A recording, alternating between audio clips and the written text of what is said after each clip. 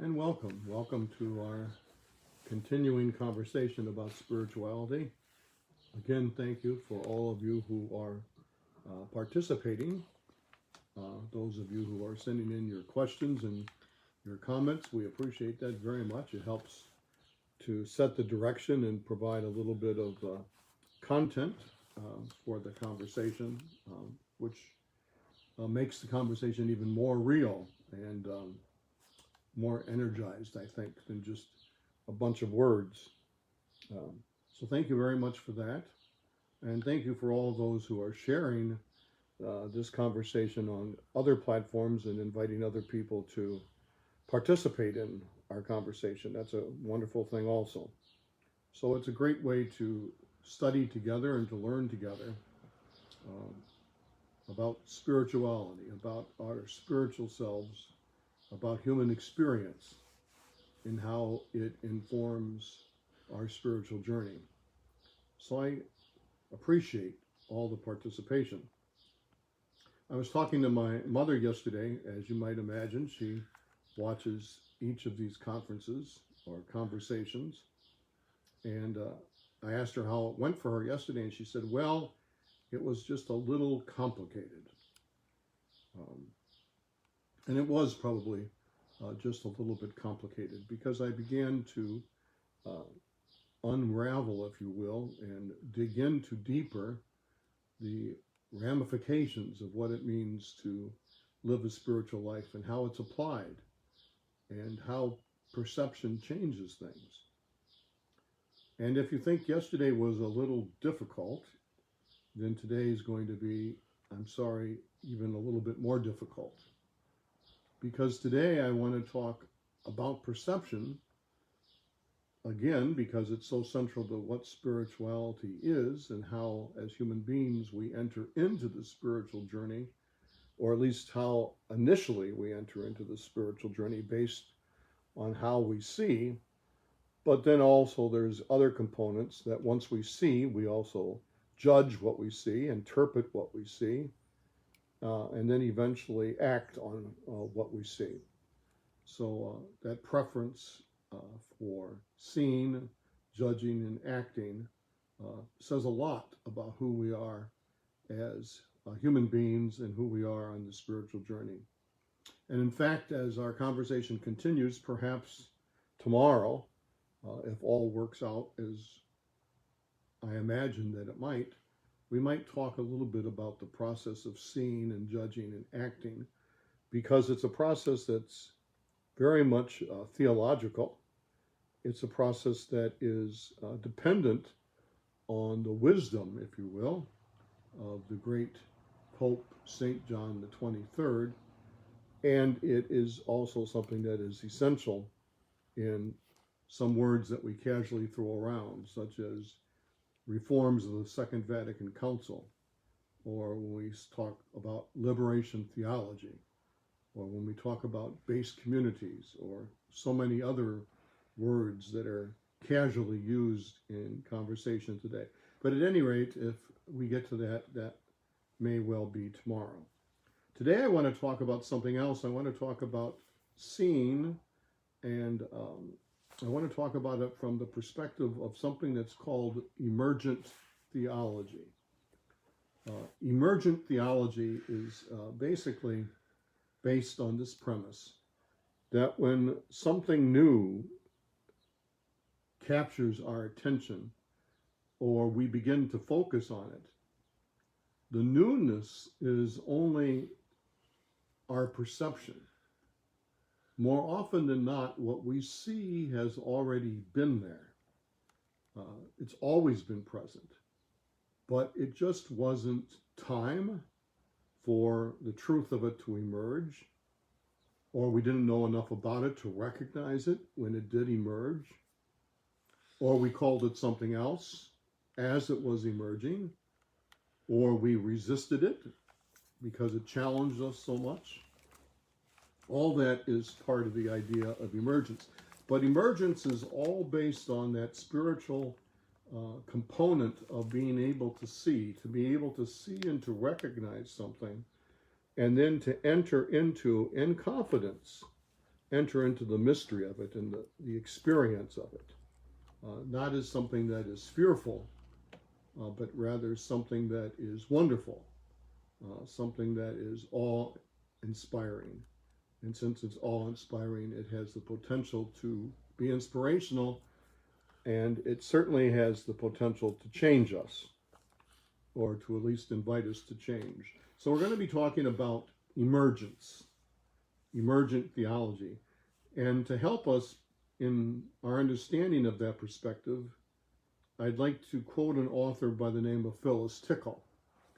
Phyllis is not someone who's very well known in Catholic circles, Roman Catholic circles. She's very well known in Protestant circles. She was extremely active in evangelical Protestantism and contemporary progressive Christianity. She was a person who believed strongly and who put her faith into practice. And she was also a person who was involved in teaching and in preaching and in witnessing to the Christian life. I met her in my role as publisher when I was working in Catholic publishing. And Phyllis at that time was the editor or the publisher, I don't know what her official title was, of Religious Weekly, a report on the progress and the sale of religious-orientated books from Publishers Weekly.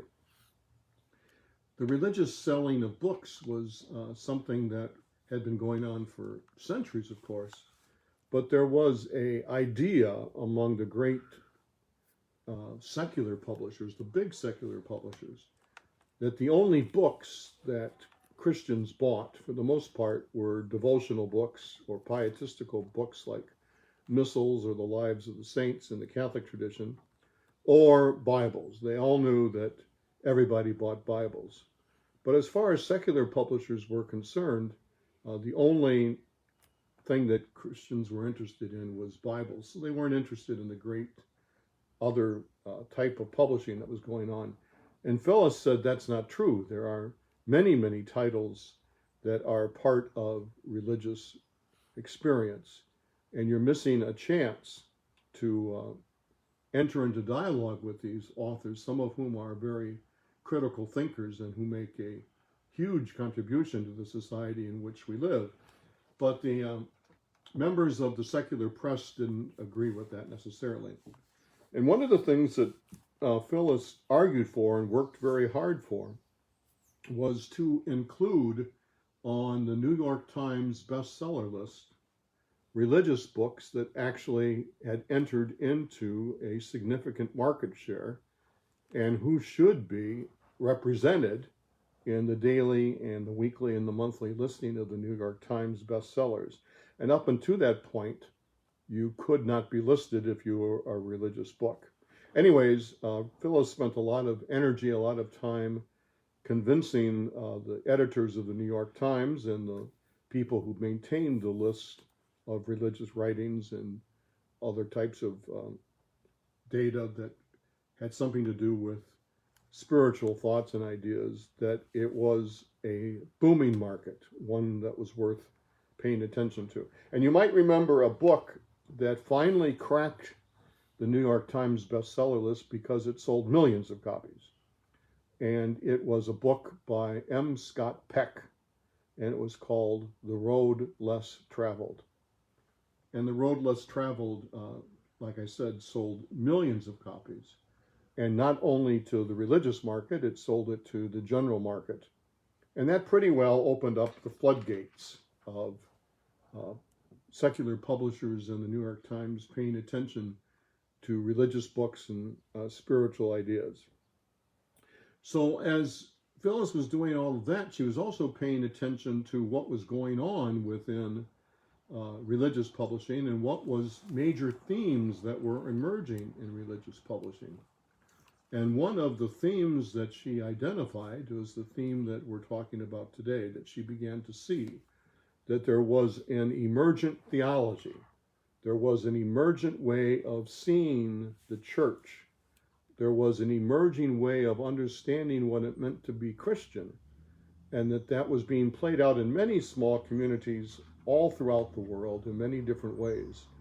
And the new Christianity, this emergent Christianity, was wrestling with big ideas and strongly held opinions and dogmas and doctrines, and offering a completely different way of looking at it.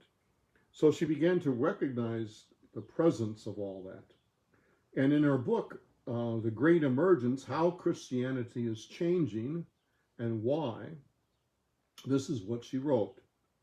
She said, in very much the same way that spring seems to slip on us week by week, year by year, and even though we may have sent 1,000 harbingers of its approach, we are still surprised to wake up to a busy, chirping world that a mere 24 hours before had been gray and silent.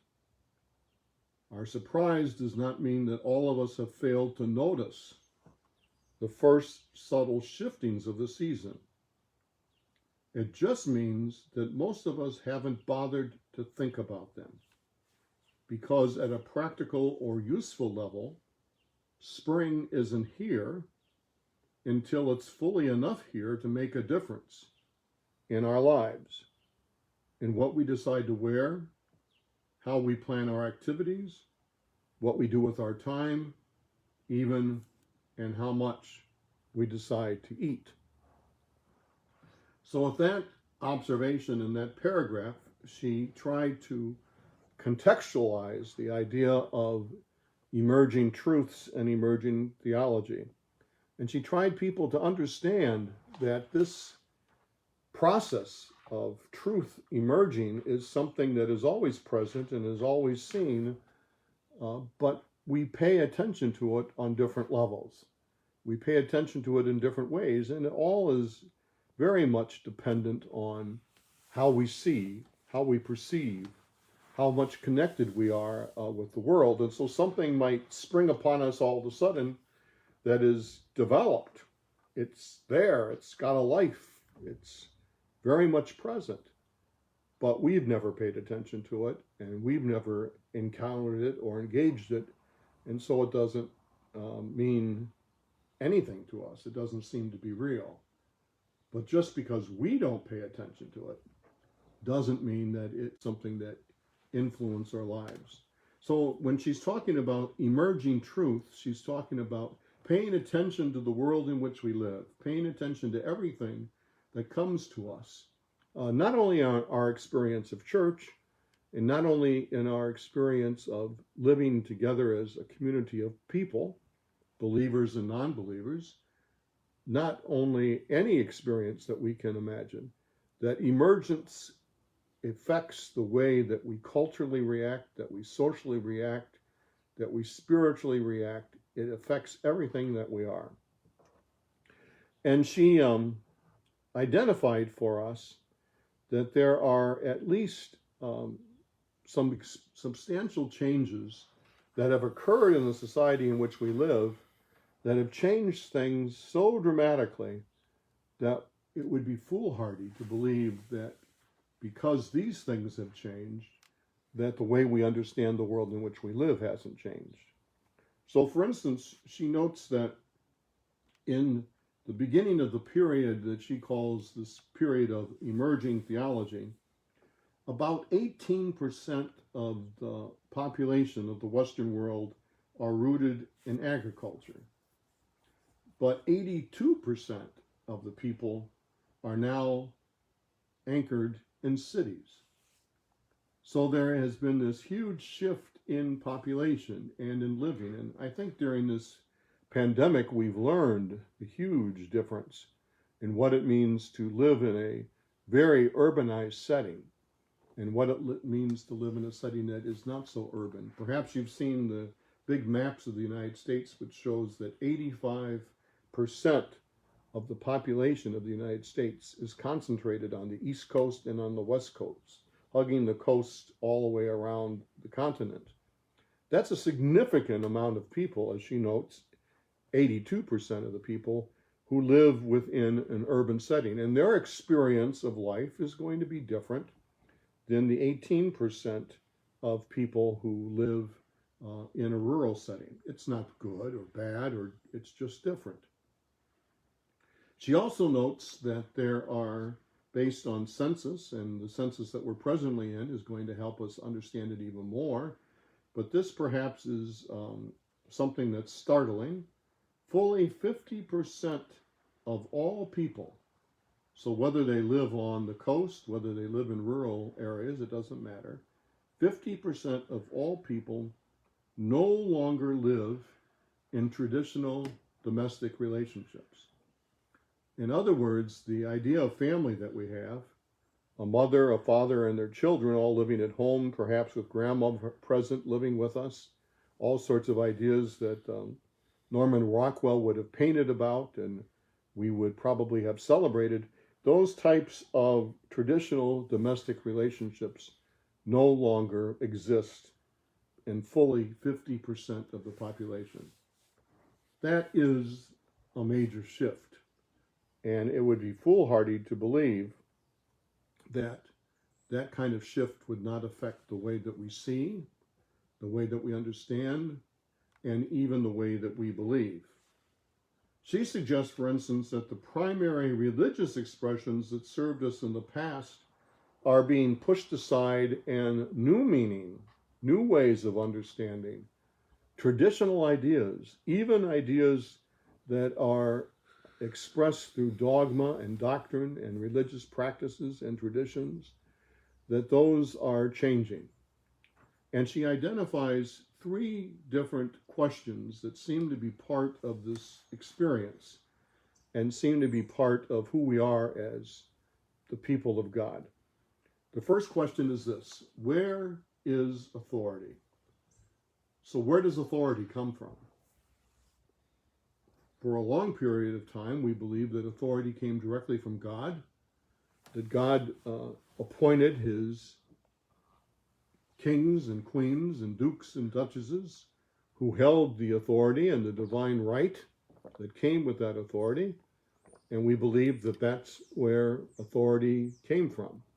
And so to pay attention to authority was to pay attention to God. To disobey authority was to disobey God.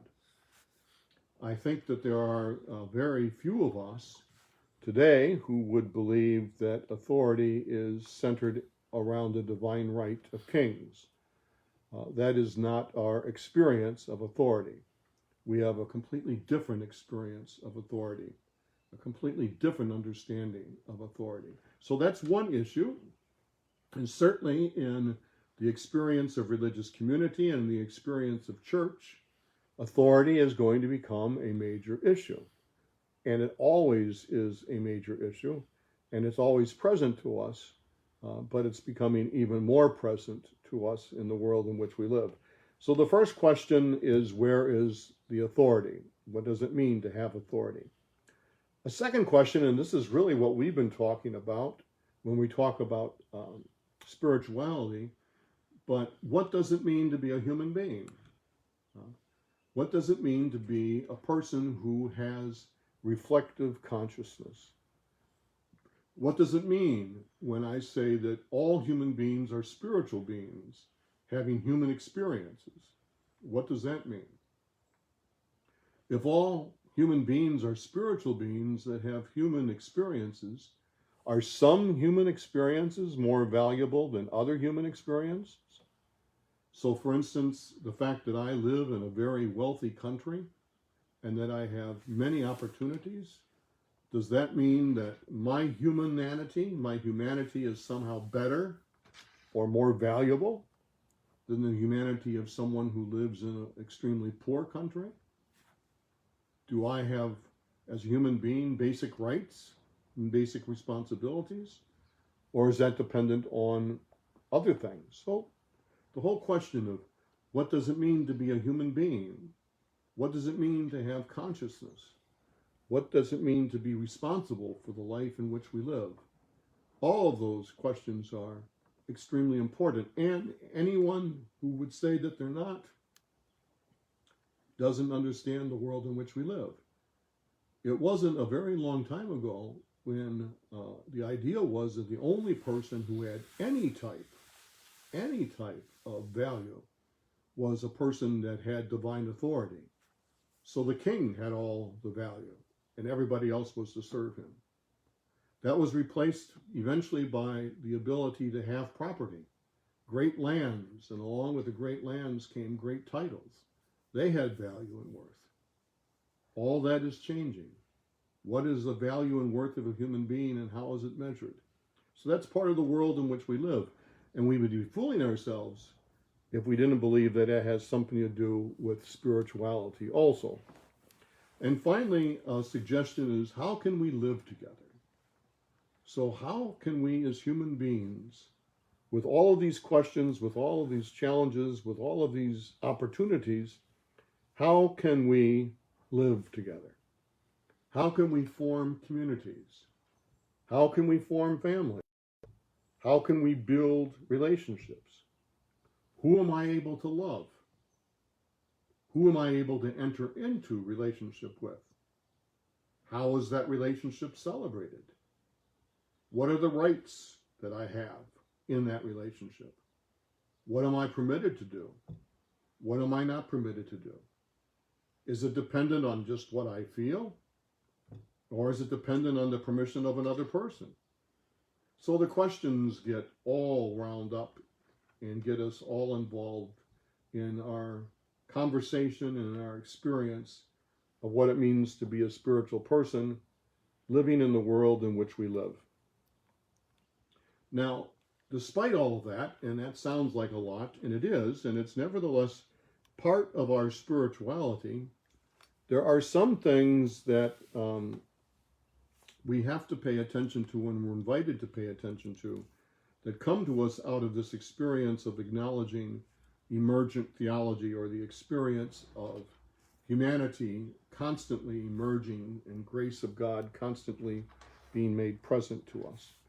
And one of the first things that we are called upon to acknowledge, and as a spiritual person, you have the skills and the discipline necessary to acknowledge this because you've already learned it in your spiritual living. And that is, you cannot deny reality. Okay, so if you're a fully engaged spiritual person, if you've done your work, if you've paid attention to the silence, if you've embraced the bigger picture, if you've understood that your primary relationship with God is a creature, if you understand the fullness of the power of God's grace that comes as gift, if you learn how to live with mystery, if you learn how to celebrate the many manifestations of God in the world in which we live, you understand that you're not in charge. So all of this stuff, no matter how wonderful it might be, or no matter how challenging it might be, does not need your permission. Just because you don't see it doesn't mean it doesn't happen. And when you do see it, it doesn't mean that it needs your permission to survive. You understand how it works. So as a result, since you cannot deny, and you know that you cannot deny, that we live in an all-evolving world that's constantly changing, you also can't ignore the reality. And that's, again, a real spiritual challenge. A real spiritual challenge is that when you're faced with something that you don't understand, you don't run away, you don't stick your head in the sand, you don't put your fingers in your ears and shake your head and say, I'm not going to pay attention to that. No, there's skills that you have, again, that are developed through a regular spiritual practice that help you to anticipate the power of God's grace, to look for the power of God's grace in the experience that you are seeing, perhaps even for the first time, to recognize, even if you have unease within yourself, to recognize where that's coming from. How is that challenging you? How is it inviting you to something more? So the whole spiritual path is present there. And a spiritual person wants to engage the mystery of life, wants to be filled with the mystery of life, desires to be fully open to the manifestation of the Spirit of God. So What we do as religious people is we don't dig in our heels. We don't put our heads in the sand. We don't ignore reality. We embrace it. We look at it. We celebrate it. And we marvel at God's great power. We also know that in the world in which we live, it would be foolhardy to believe that there are not people who, in fact, don't try to put on the brakes. They try to stop it. They try to deny it. They try to enforce a different way of living, a different way of being. Some would even go so far back to the way things were 100 years ago because everything was better then. No, 100 years ago there were emerging truths. 100 years ago there were challenges. 100 years ago there were all the things that there are today. The only difference is that our content is different. Our context is not. Content is, but the context of people of God living in grace and embracing mystery and trying to grow in awareness, that hasn't changed. That's who we are as God's people. And so as God's people and spiritually informed people, what we try to do is we try to have the courage to fully enter into the reality as it is slowly revealed to us. And we give ourselves permission to struggle with it. We give ourselves permission to wonder about it. We give ourselves permission sometimes to have some doubts, to try to figure out how this all fits. What we do not do is give ourselves permission to lash out at another, to refuse to forgive, to refuse to be respectful, to somehow deny compassion, and to refuse justice. Those are basic human qualities that are anchored in our spiritual tradition, and we understand them as being graced by God. The other thing that we happen in this whole process is that we acknowledge that there are going to be components as truths emerge, as life changes. We acknowledge that there are some things that are going to remain unknown to us. So as our traditional way of understanding something begins to totter and maybe even begins to crumble, there might not be a new way yet that we can grasp on that makes sense to us because it's still evolving, it's still emerging. It's not yet settled. It's not quite something that we know what to do. And so we acknowledge the fact that there's going to be chaos. There's going to be some anxiety. There's going to be some uncertainty. But as people of faith, we understand that as God's people and in God's time, all will be well. Julian of Norwich repeated it over and over again centuries ago. All will be well. All will be well. All will be well. And as people of God, we believe that all will be well. All will be different, but all will be well. And finally, what we try to do is we try to be patient. And we try to let the grace of God unfold in the way that God desires it to unfold, at the pace that God wants it to unfold. We believe that the finger of God is very much at work in the world in which we live, in the lives that we are gifted with, and in the manifestation of God's grace that we experience. So we pray for patience. We pray not to find ourselves reacting at every little thing, but try to just step back and to see it in the wonder and the mystery and the awe and the inspiration that is there. So emergent theology, emergent living, emergent grace is one way to define the fact that we live in a world that's constantly changing, that's constantly being made all the more perfect by the grace of God at work in our lives, and that there are opportunities to continue to grow, and there are opportunities to continue to develop, and as a result, there are opportunities to put into practice the spiritual principles that we have acknowledged, that we understand, that we have engaged, and to let those principles speak to us, because we know that as we remain open to the Spirit of God, as we remain open to the manifestation of God's grace, as we acknowledge through our silence our desire not to have to explain everything, but to be dependent on the Spirit of God, We know that. We know that the grace of conversion that will come to us, all those things help us to see the kingdom of God in our midst, the abundance of God's life and love. And so our spiritual journey helps us to resist being people who put on the brakes, who don't see God's grace, who don't think there's enough, who think that everything is too scarce. Our spiritual journey and our spiritual life brings us to another place, another time, another experience.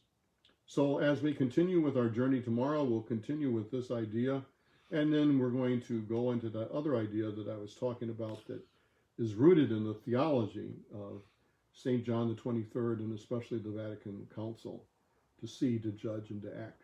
So let's have a great day, and we'll be with you tomorrow.